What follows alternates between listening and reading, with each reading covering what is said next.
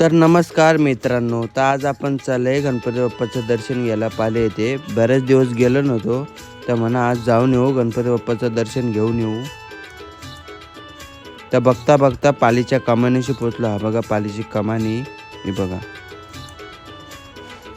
आता इथे गाडी पार्क केली आहे आपण, तर जाऊया मंदिराच्या दिशेने. तर बघता बघता समोर सरसगड किल्ला दिसला, खूप धुग्याने भरलेला होता आहे बघा. तर मंदिरात पोचलो बाबा, गर्दी बघा किती होती. तर दर्शन घेतलं आणि बसलो थोडा वेळ इथं मंदिरामध्ये. तर मंदिराच्या मागच्या साईडला गेलो तर व्ह्यू बघा किती सुंदर होता.